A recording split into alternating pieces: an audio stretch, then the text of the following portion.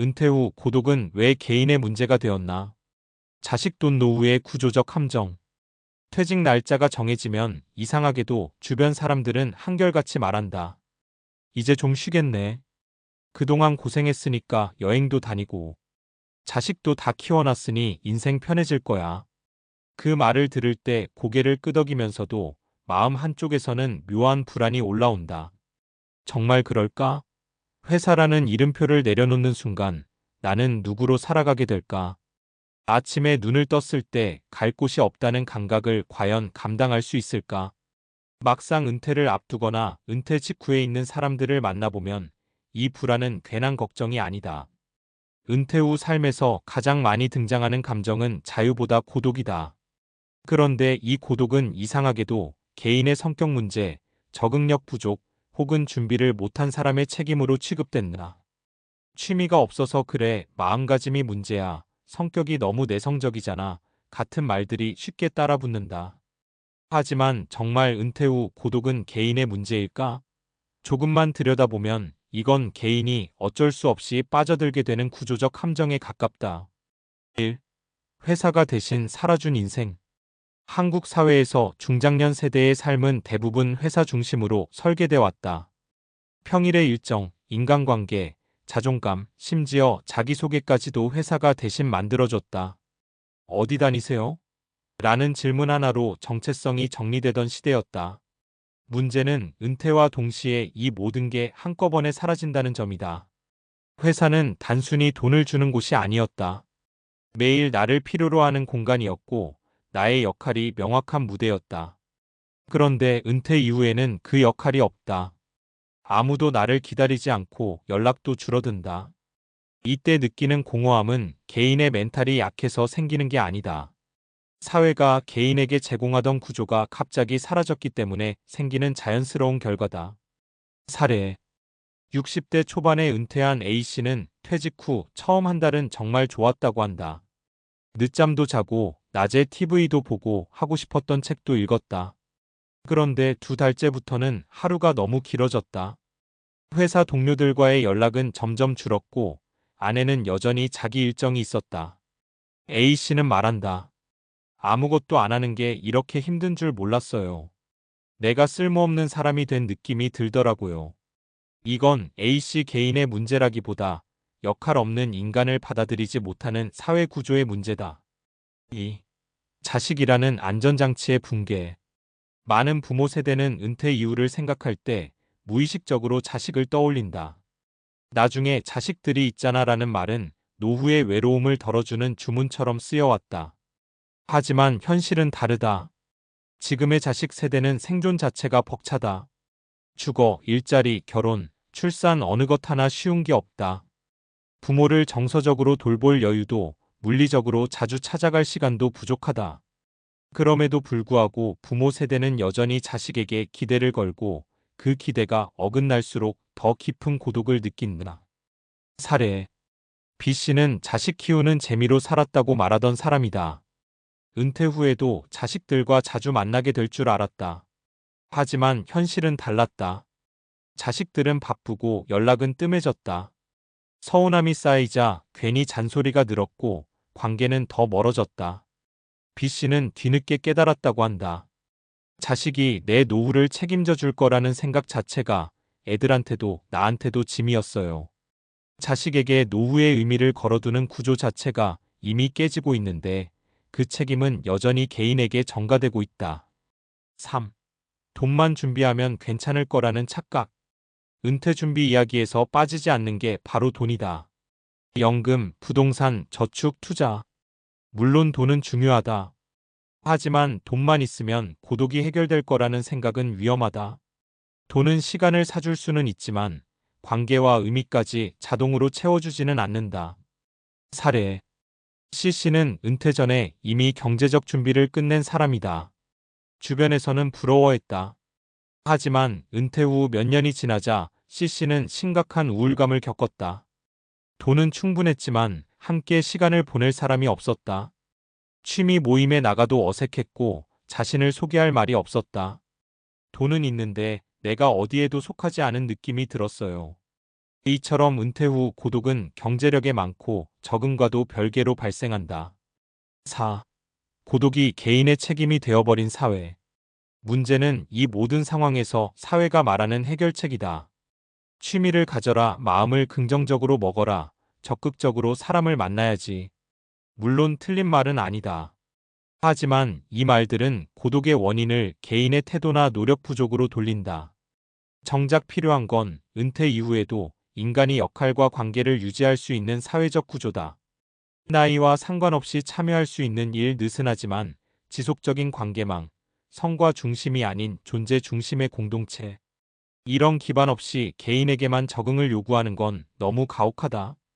5. 은퇴 준비는 돈보다 관계와 역할이다. 은퇴 준비는 통장 숫자를 늘리는 것만으로 끝나지 않는다. 은퇴 후에도 내가 누구인지 설명할 수 있는 언어, 나를 필요로 하는 자리, 그리고 나 없이도 돌아가는 세상이 아니라 나와 함께 돌아가는 작은 공동체가 필요하다. 고독은 실패의 증거가 아니다. 지금의 사회 구조에서는 너무나 자연스럽게 생기는 감정이다. 그러니 은퇴 후 외로움을 느낀다고 해서 자신을 탓할 필요는 없다. 오히려 이 고독을 개인의 문제로만 치부해온 사회를 다시 바라봐야 한다. 은퇴는 끝이 아니라 다른 방식으로 살아가야 하는 시작이다. 그리고 그 시작을 개인 혼자 감당하게 만드는 구조야말로 우리가 진짜로 바꿔야 할 문제다. 6. 고독은 감정이 아니라 신호다. 우리는 흔히 고독을 기분 문제쯤으로 생각한다. 외로우면 사람을 만나면 되고 마음이 약해서 그런 거라고 쉽게 말한다. 그런데 과학적으로 보면 고독은 단순한 감정이 아니다. 고독은 인간의 생존 시스템이 보내는 경고 신호에 가깝다. 미국 심리학자 존 카시오포잔 카초포는 고독을 사회적 연결이 끊어졌을 때 뇌가 위험을 감지하는 상태라고 설명했다. 쉽게 말해 인간은 혼자가 되면 뇌가 자동으로 비상 모드에 들어간다. 이건 의지의 문제가 아니다. 진화적으로 인간은 무리에서 떨어지면 생존 확률이 급격히 낮아졌기 때문에 고독을 위험으로 인식하도록 설계돼 있다. 문제는 은퇴 이후 이 비상 모드가 일시적인 게 아니라 장기화된다는 점이다. 회사라는 사회적 연결망이 끊어지고 일상적인 상호작용이 사라지면 뇌는 계속해서 위협을 감지한다. 이 상태가 지속되면 스트레스 호르몬인 코르티솔이 높아지고 면역 기능은 떨어지며 우울과 불안이 함께 증가한다. 즉, 은퇴 후 고독은 마음이 약해서 생기는 기분 나쁜 상태가 아니라 몸과 뇌가 동시에 영향을 받는 생물학적 현상이다.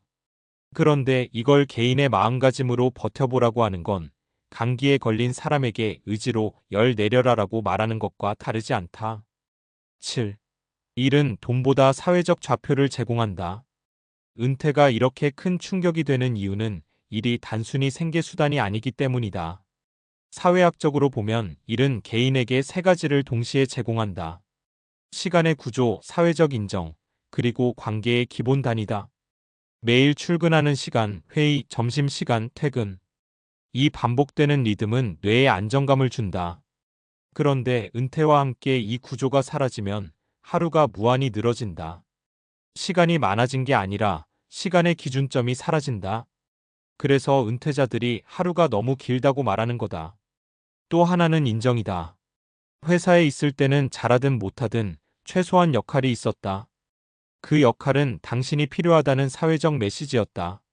은퇴 후 이 메시지가 사라지면 사람은 자신이 사회에서 투명해졌다고 느낀다. 이때 자존감이 급격히 흔들린다. 마지막이 관계다. 직장 관계가 깊지 않아 보일 수 있지만 실제로는 가장 안정적인 약한 연결망이다. 매일 얼굴을 보고 안부를 묻고 최소한의 소속감을 유지하게 해준다.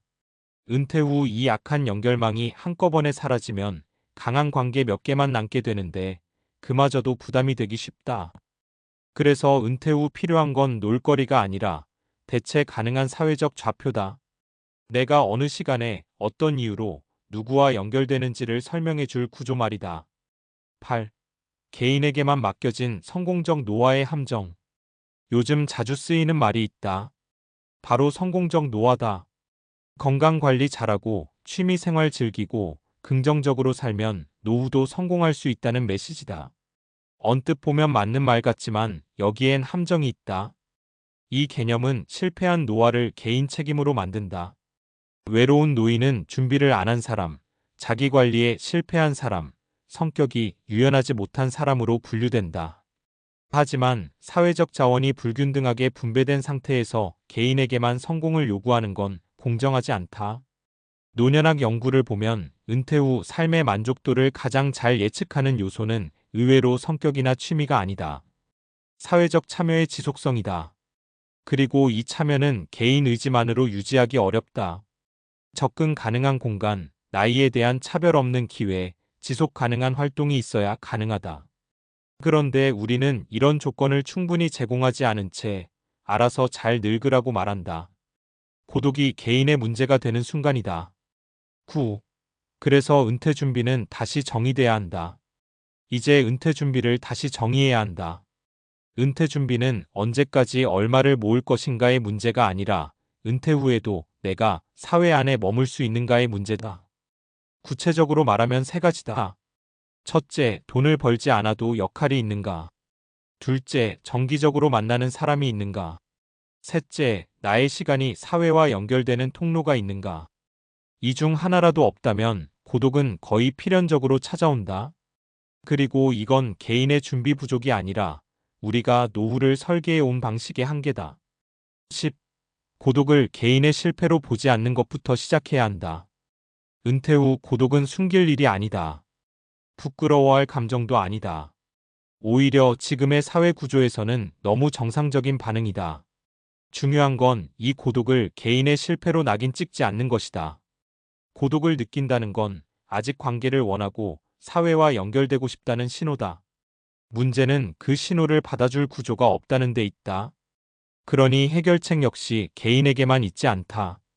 지역사회, 정책, 일의 형태, 나이에 대한 인식까지 함께 바뀌어야 한다. 은퇴는 개인의 인생 이벤트가 아니라 사회 전체가 함께 맞이하는 변화다.